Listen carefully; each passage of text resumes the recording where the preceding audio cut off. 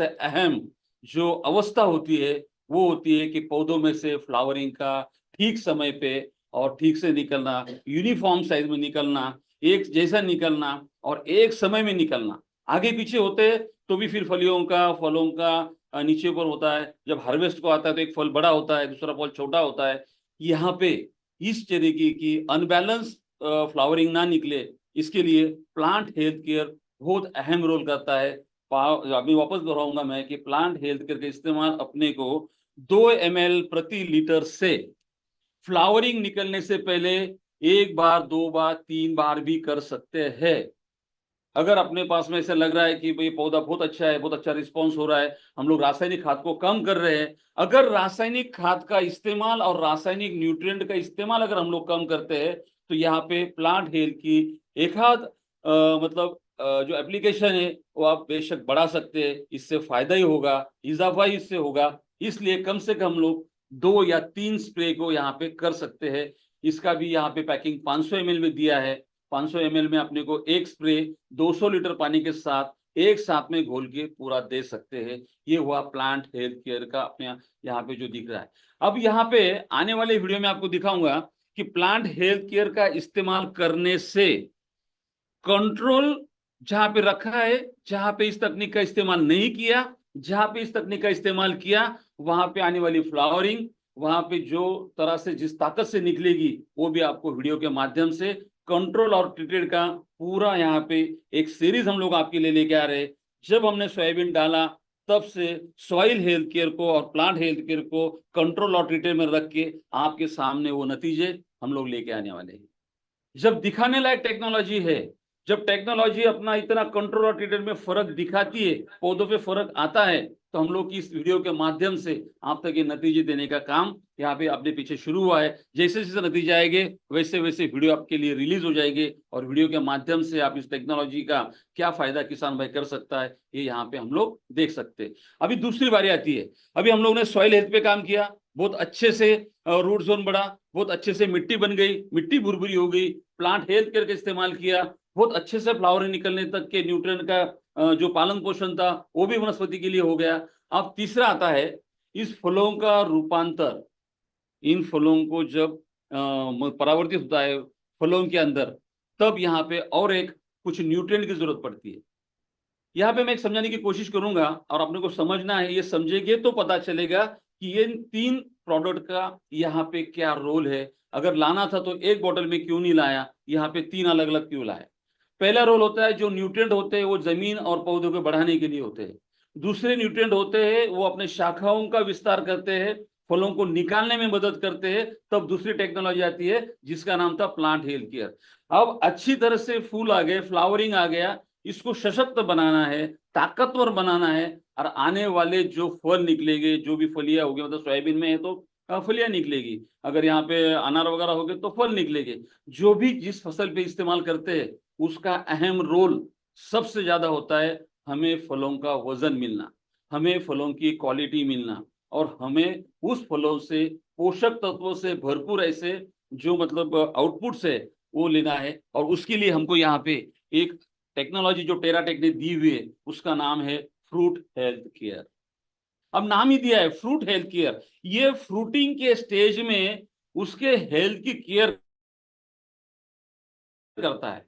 जितने पोषक तत्व इस अवस्था में उसको चाहिए वो अवेलेबल कराने का काम हमारे जरिए से पौधों को हम ऊपर से छिड़काव करके दे सकते। जरूरत पड़ने पे इसको जमीन में भी डाला सकता है। ये बहुत बड़ी बात है। अगर हमें लग रहा है कि फ्रूट हेल्थ केयर को रूट से भी अगर ऊपर देना है तो हम लोग जमीन में इसको प्रति एकड़ 1 लीटर के साथ में पानी में घोल के इसको दे सकते, या मिट्टी में मिलाकर दे सकते, या कोई भी ऑर्गेनिक मैन्योर होता है उसमें भी मिलाकर उसको भी फोर्टिफाई कर कर हम दे सकते। अब यहाँ पे इस टेक्नोलॉजी के बारे में थोड़ी सी जानकारी ऐसी करनी है और इसके बारे में थोड़ा समझना है।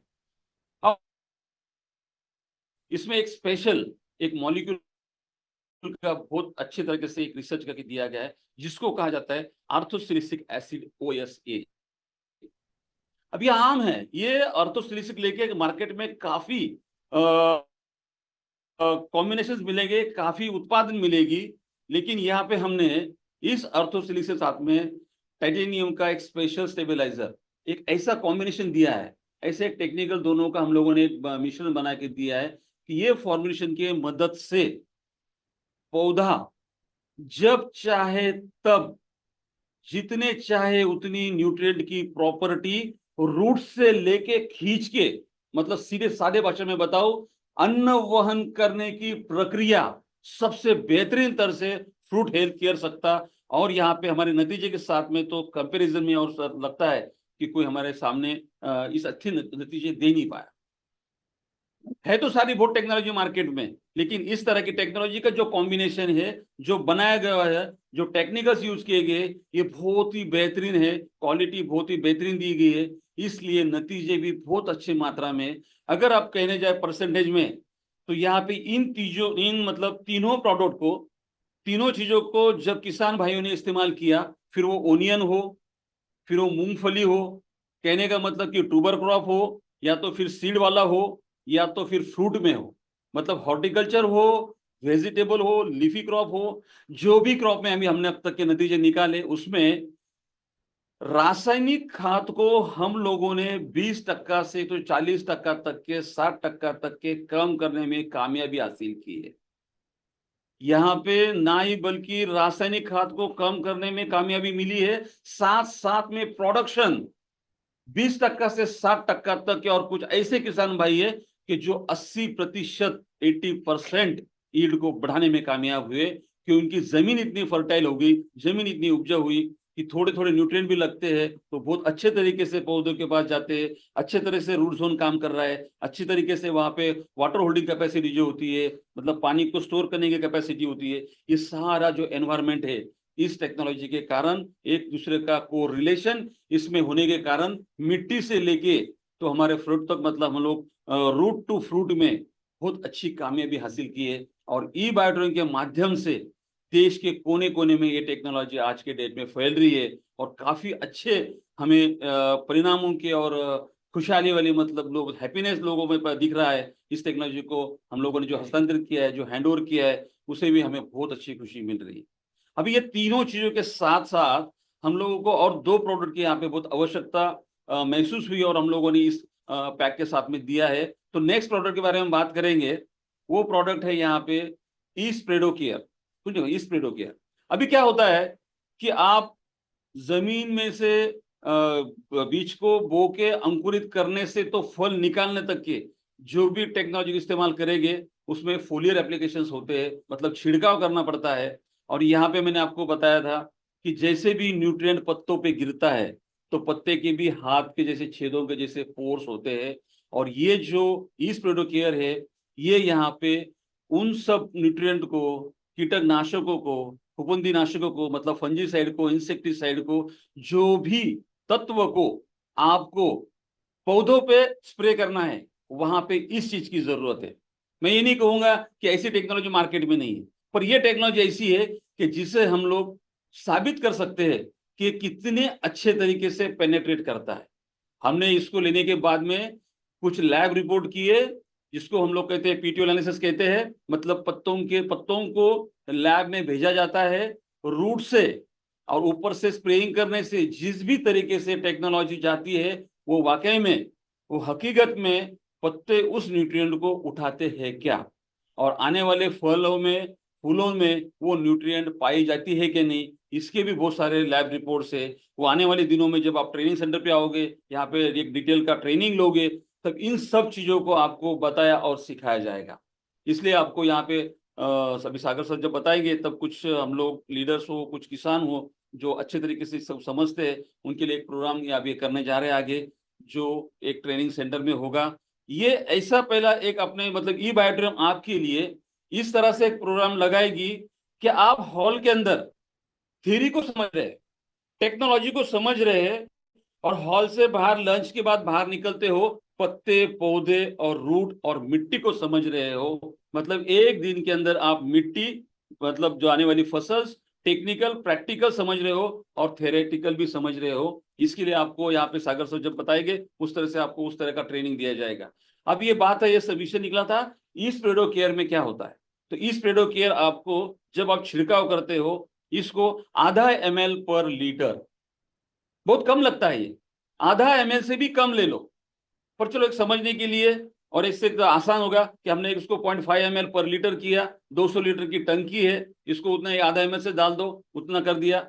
400 की टंकी है, उसको आधा ml से डाल दिया, जितना पानी उसको आधा ml से इसको अच्छी तरह से घोलना है और स्प्रेइंग के लिए इस्तेमाल करना है। वापस दोहराता हूं, जैसे ही पत्तों पे गिरता है ये इसको पेनेट्रेट करता है, ऊपर से सीधा अंदर लेके जाएगा, पत्तों पे फैलाएगा, पत्तों पे एक परत, एक छोटी सी फिल्म के जैसा कोट करेगा, जहां पे अति सूक्ष्म छोटे छोटे कीटक होते हैं, वो उसको ठेस नहीं पहुंचा सकते। बड़े तो खाएंगे, इलिए तो खाएगी। ये चीजों का ये नहीं समझने वाला, नहीं दिखने वाला, मतलब हम लोग इसको रोज देखते नहीं है, पर ऐसे बहुत सारे ये अपने किसान भाई को फायदा देने वाला ई स्प्रेडो केयर है, इसका इस्तेमाल साथ साथ में करना है। जब भी कोई भी दवाई को, कोई भी पोषक तत्वों को अगर हम लोग कोई भी पौधों पे इसका स्प्रेइंग करते हैं, इसको जरूर इसका इस्तेमाल करना है। मतलब ये अपने को घर में रखना है, हर बार जब भी पंप उठाएंगे तब इस स्प्रेडो को साथ में लेके कैरी करना है। इतनी अच्छी चीज आपके पास यहाँ पे ई बायोड्रम के माध्यम से आपके पास मिली है। अब दूसरा समझते हैं, इसी तरह से एक चीज का यहाँ पे एक टेक्नोलॉजी आपको समझाने जा रहे हैं, जिसका नाम है, नाम से पता चलेगा, ई बायो रिपेलेंट करके। अब इसको समझना इसलिए जरूरी है कि जैसे पत्ता, मतलब फसल हरी भरी होने लगती है, पोषक तत्वों से लेके, मतलब उसमें बहुत, मतलब जैसे ताजगी आ जाती है, तो सबसे पहले अट्रैक्ट होता है, कीटों को अट्रैक्ट करती है। कीटों का काम ही है इसको खाने के लिए। जब जब ऐसा बनेगा, मतलब हमारे, अगर सीधे बताओ कि जैसे भी आपने सॉइल हेल्थ केयर का इस्तेमाल किया, प्लांट हेल्थ केयर का इस्तेमाल किया, फसल बेहतरीन हो गई, बहुत अच्छी, मतलब चमक आने लग गई, बहुत अच्छी तरह से दिखने लग गई, बहुत हरी भरी हो गई, वहां पे एक कीटक को तो आना ही आना है। इसलिए हमने पहले दिन से ही प्रिवेंशन के लिए इसको एक रिपेलेंट जो होना चाहिए, उसका यहाँ पे आपके सामने एक पेश किया, जिसका नाम है टेराटेक ई बायो रिपेलेंट। ये ऐसा है कि इसमें आप एक समझाने वाली बात है, आज थोड़ा समझते हैं, लास्ट टाइम में हमारा बात हुआ था। ई बायो रिपेलेंट जो है, ये अकेले ही देने से फायदा तो होता ही होता है, क्योंकि इसमें क्या है, तो इसमें अगर अपन जाएंगे सीधा, तो इसमें आपको लवंग पता होगी, क्लो पता है, तो उसका ऑयल है। दूसरा आपको जिंजर है, उसका ऑयल है। अगर हम यहाँ पे समझेंगे तो आगे नेक्स्ट अपने इसमें दिखेगा, पता समझ में आएगा। एक पीछे और, एक स्लाइड पीछे, और एक चीजों का इस्तेमाल किया है कि जो हमारी वनस्पति से निकला हुआ उसका एक अर्क है, और वो बहुत, मतलब कि कीटों को अगर जाते हैं, कीटक अगर उसको खाते हैं तो उसके ब्रेन पे काम होता है, उसके बाद में उसको पैरालाइज हो जाता है। दूसरा है कि वो अपना, मतलब अपने उसकी जो पैदावार है वो बढ़ाने का काम बंद होता है, इसके लिए इसको हम लोग रिप्लांट कहते हैं। और ये कम से कम, इसको एक बार अगर स्प्रे करोगे, मानते कि अगर आज पहला दिन है, पहली तारीख है, इसको अगर स्प्रे किया, इसका इफेक्ट 8 दिन 15 दिन तक रह सकता है। अगर बारिश होती है, धोके निकल गया, तो वो यहाँ पे लागू नहीं होता नियम, लेकिन 8 से 10 दिन तक कम से कम इसका प्रभाव वनस्पति के पत्तों पर टिके रहता है। और उसके दरमियान जब जब भी कोई कीट और कोई कीटों का यहाँ पे हमला होता है, तो वो अपने नेचुरल, उनकी डेथ हो जाती है, आने वाले 4-5 दिन में फसल से उसकी सुरक्षा होती है। इसलिए मैं बताऊंगा यहाँ पे और एक चीज, कभी भी कोई भी कीटकनाशकों का या फफूंदी वाले नाशकों का अगर आप इस्तेमाल करते हो, मतलब केमिकल वालों में, इसका इस्तेमाल जरूर करें। अब एक सवाल पैदा हो जाएगा आप में कि जब ये खुद अपना कीटकों से इसका सुरक्षा करता है, उसको प्रोटेक्ट करता है, तो केमिकल के साथ इसको क्यों डालना है? तो यहाँ पे एक बात आज डिस्कशन करना जरूरी है। कोई भी केमिकल इंसेक्टिसाइड एक कीलर होता है, मतलब उसमें पॉइजन होता है, और वो पॉइजन छिड़कने से तुरंत 1 या 2 दिन में कीटकों का खात्मा करने का काम शुरू होता है। लेकिन जो कीटों को इससे दूरी रहती है, जो कीट इससे दूर रहते हैं, वो इंसेक्ट इससे बच जाते हैं, वो अपनी, इसको खाने के बाद उनका कुछ भी अंश इनके पेट में जाता है, तो ये अपनी एक रेजिस्टेंस पावर बढ़ाते हैं, मतलब इनके लिए वो टॉनिक बन जाता है। और इसी कारण कितने भी मात्रा में अधिकतम लेवल पे आप अगर पॉइजन का इस्तेमाल करो, तो भी कोई कीटक मरते नहीं है। इसी का रीजन यही है कि किसान भाइयों ने पहले ही फसल में बहुत ज्यादा पावरफुल कीटनाशकों का इस्तेमाल नहीं करना चाहिए। अगर कोई केमिकल वाला कीटनाशक का इस्तेमाल करते हैं, उसमें अगर ई बायो रिपेलेंट को डालते हैं तो उसका प्रभाव रहेगा 2 दिन, इसका प्रभाव रहेगा आने वाले 2-5 दिन तक, 10 दिन तक रहेगा। मतलब अगर केमिकल इंसेक्टिसाइड से 2 दिन में कीटों का नाश होता है, जो बचते हैं, जो वापस ताकत लेके बढ़ने वाले हैं, उनका खात्मा आने वाले 7-8 दिन में धीरे धीरे धीरे एज लाइक स्लो पॉइजन ये यहाँ पे काम करता है और पीक को पूरी सुरक्षिता देता है। ऐसा ये बायो रिपेलेंट कोई भी स्प्रे में, कोई भी पोषक के साथ, किसी भी प्रकार के वनस्पति में, किसी भी प्रकार की अवस्था में और किसी भी प्रकार के इंसेक्टिसाइड में मतलब फंजीसाइड में इसका इस्तेमाल कर सकते हैं। इतना बेहतरीन एक टेक्नोलॉजी बायोएटम आपके लिए पेश करी है और मतलब कर चुकी है। अब ये 5 प्रोडक्ट थे, इसके बारे में हमने यहाँ पे और थोड़ा थोड़ा डिटेलिंग करने की कोशिश की।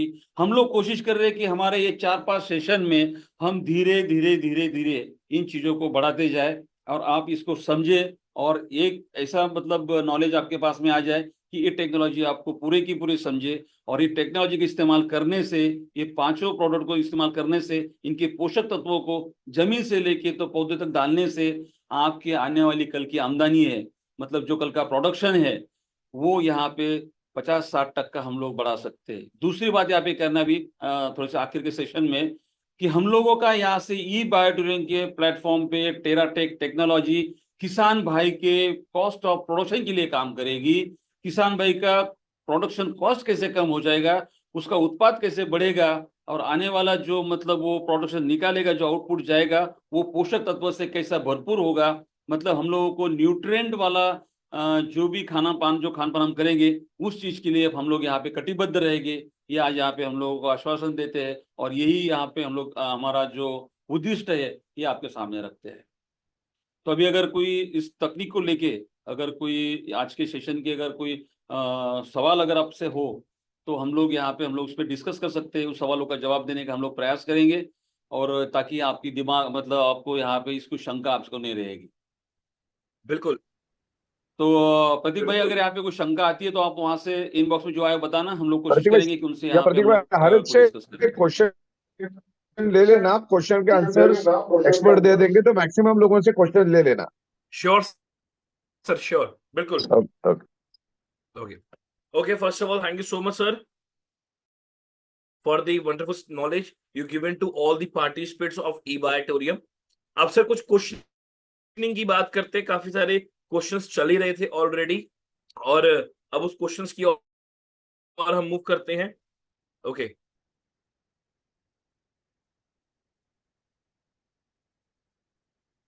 सर, एक मैसेज आया कि बिग प्लांट्स है, coconut tree, mango tree, big jackfruit tree, so उसमें कैसा यूसेज रहेगा? या मैं अगर इसको एक अलग क्वेश्चन में कन्वर्ट करूं कि हर सॉइल अलग है, हर एक क्रॉप की फार्मिंग अलग अलग है, तो हर फार्मिंग में जो इसका यूसेज है वो अलग तरीके से रहेगा या कैसे रहेगा? सॉरी सर, आपका अनम्यूट है, प्लीज अनम्यूट करें। या तो यहाँ पे ऐसा है कि फसल और सॉइल हमारे हर प्रांतों में अलग अलग है। उसी तरह से अभी जो हमारा डिस्कशन हुआ तो ये ज्यादातर तरीके के हमारे उस फसल पे हुआ कि जो सोयाबीन, कॉटन, शुगर केन इसको लेके हुआ है। लेकिन अभी एक फसल आपने जो की है कि कोकोनट होता है। अब कोकोनट का ट्री तो काफी लंबा हो रहा है, काफी बड़ा हो रहा है कि वहाँ पे हम लोग स्प्रेइंग नहीं कर सकते। लेकिन आप अगर देखोगे तो कोकोनट ट्री का जो भी रूट जोन है वो बहुत छोटी जगह में और बहुत कम हाइट पे होता है। तो अगर हम यहाँ पे ये तीनों प्रोडक्ट का अगर ड्रिंचिंग कर सकते हैं, उसको पानी में घोल के जड़ के पास देते हैं तो रूट के माध्यम से वो फ्रूट तक पहुंचता है और काफी अच्छे नतीजे हम लोगों ने यहाँ पे लिए हुए हैं। जैसे कि फ्लावर का ड्रॉपिंग होना, कोकोनट में सबसे बड़ी समस्या होती है कि फूल गलने लगते हैं। जो छोटे छोटे कोकोनट होते हैं वो निकल जाते हैं, उसका ड्रॉपिंग होता है और वहां पे बहुत बड़ा नुकसान आने वाले दिनों में किसान भाइयों का होता है। तो वहां पे बिफोर फ्लावरिंग, वो स्टेज आने से पहले soil health care, plant health care को अगर हम लोग डालते हैं और वो अवस्था आने के बाद अगर फ्रूट हेल्थ केयर को ड्रिंचिंग करते हैं या तो पानी में उसके जड़ के पास में जाके यहाँ पे अगर छोड़ते हैं, बहुत अच्छे नतीजे यहाँ पे इसमें मिल सकते हैं और मिले भी है।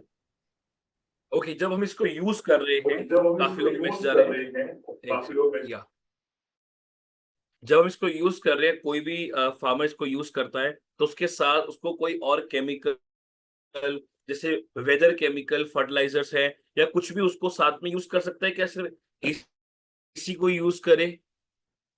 केमिकल यूज कर सकते नहीं नहीं, इसके साथ में देखो, ये प्रोडक्ट जो है, ये एक अच्छा सवाल है। ये प्रोडक्ट कोई भी रासायनिक खाद के साथ कॉम्पिटिबल है। इसको अगर आप ये तीनों में से अगर फ्रूट की अवस्था है, मतलब मान लो कि अभी यहाँ पे पोमोग्रेनेट है या तो ग्रेप से अंगूर है, उसको इंसेक्टिसाइड का इस्तेमाल करना है। और उसी समय में आप अगर देखोगे तो न्यूट्रिएंट दिया जाता है, क्योंकि कोई भी फल की अवस्था में अगर हम लोग उसको केमिकल देते हैं, मतलब जैसे कि इंसेक्टिसाइड का, वो शॉक में जाता है। तब वहां पे ये तीनों में से कोई भी एक दोगे उस अवस्था में, तो वहां पे वो जो है उस लेवल पे सरवाइव करेगा। मतलब यहाँ पे हमारे तीनों भी प्रोडक्ट केमिकल फर्टिलाइजर के साथ कॉम्पिटिबल है, इसके साथ इस्तेमाल कर सकते हैं, कोई दिक्कत Okay. नहीं। ओके, नेक्स्ट चलते हैं सर कि इसको जब यूज कर रहे हैं, या जब इसको यूसेज करना है, तो इसकी यूसेज का क्वांटिटी, मतलब कितना यूज करे उस टाइम, या कुछ स्पेसिफिक है कि आपको इतने एकड़ में इतना ही यूज करना है, या इतनी बीघा जमीन में इतना यूज करना है? मतलब यूसेज का कैसा है इसका, प्लीज आप वो भी डिस्क्राइब करें। जो होता है, अभी हमने एक डिस्कस किया कि कोई भी उत्पाद, मतलब कोई भी फर्टिलाइजर ये दावा नहीं कर सकता कि इसको इतना ही देना है। क्यों?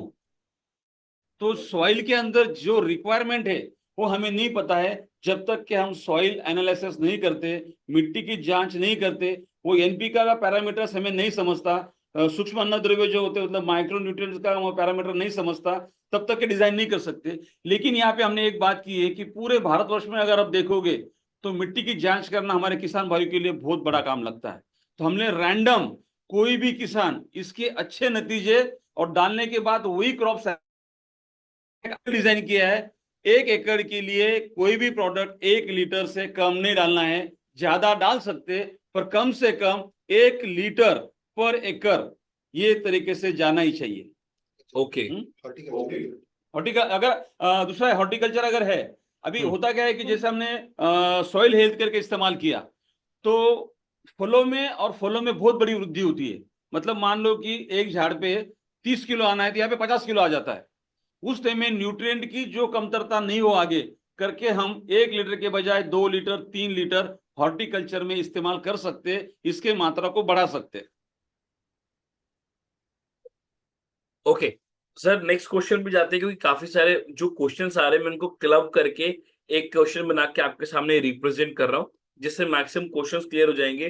क्या, क्योंकि हर एक अलग अलग क्वेश्चन आ रहे हैं कि इसमें यूज कर सकते हैं, कुछ ऐसा है कि जिसमें इसको हम इस्तेमाल नहीं कर सकते, या हम इसको हर एक में यूज कर सकते हैं? क्योंकि जब यूसेज की बात आती है तो हर एक जो क्रॉप की फार्मिंग है वो अलग अलग तरीके से हो रही है ना?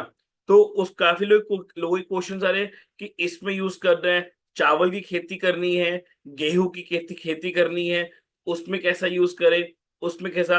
तो क्या आप इसको कोई स्पेसिफिक क्रॉप में यूज कर सकते हैं, या फार्मिंग में, या हर एक फार्मिंग में इसको इस्तेमाल कर सकते हैं?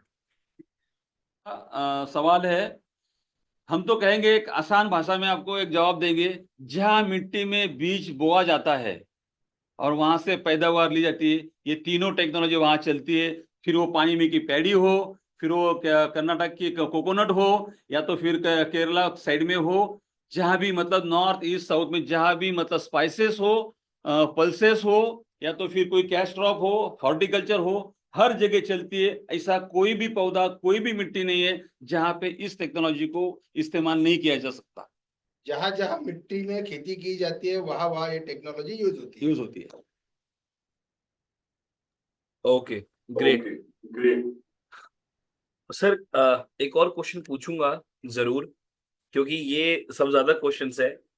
क्योंकि जब भी हम कोई प्रोडक्ट को परचेज करते हैं ना, या कभी प्रोडक्ट के बारे में जानते हैं, तो सबसे पहले कस्टमर क्या करता है, मार्केट की कंपटीशन से कंपेयर करता है। पहले वो प्राइस के फॉर्म में करेगा, दूसरा वो उसकी क्वालिटी के फॉर्म में करेगा, तीसरा वो बात करेगा अवेलेबिलिटी पे, चौथा वो बात करेगा एफिशिएंसी में। तो ये 4 पॉइंट्स को अगर मैं लेके जाऊं कि अगर ये 4 पॉइंट्स में क्या कंपैरिजन एंड मतलब कैसा why we are best, so please. Pratik ji, मेरा तो अपने फेवरेट सवाल किया जो मैं चाहता हूं कि इस तरह से पूछा जाए। और मैं तो बताता हूं, पूरा ये बात तो भारतवर्ष की नहीं कर रहे। मैं सागर सर से बोला कि सर एक्सपोर्ट दुनिया भर में हम लोग करें तो ये सवाल का जवाब दे सकते हैं। सबसे पहला जवाब है कि कंपटीशन में इन चीजों की, मतलब न्यूट्रिएंट की जो वैल्यू होती है, ये टेराटेक टेक्नोलॉजी के कंपैरिजन में दे ही नहीं सकता जो ई बायोटेरियम दे रहा है।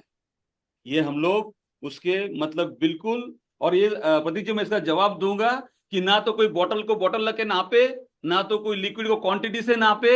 मैं बोलता हूं ई बायोटेरियम के साथ में टेरा टेक्नोलॉजी को जमीन में नापे, पत्तों से नापे। और आने वाले वीडियो में हम प्राउड फील करते हैं कि यहाँ पे ऐसी कोई अगर हो सकती है, मैं चैलेंज नहीं करूंगा, दिखाने की कोशिश करेंगे, प्रयास करेंगे। आज की डेट में अगर नतीजों को स्केल से नाप के रिजल्ट दिखाने वाली टेक्नोलॉजी आपके पास है, अगर कोई है तो नापे, कोई है तो दिखाए, कंपैरिजन करे, हम लोग रेडी है।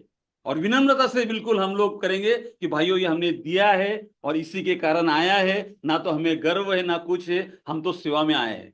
और हम लोग चाहते हैं कि ई बायोटेक के माध्यम से किसानों की भलाई हो, लेकिन कंपैरिजन अगर हो तो फील्ड में हो, कंपैरिजन अगर हो तो कॉस्टिंग से नहीं हो, कंपैरिजन कंपैरिजन अगर हो तो आने वाले न्यूट्रिएंट से हो और कल की उस समस्या से हो जहां पे न्यूट्रिएंट के कारण हमारे में बीमारी आ रही है।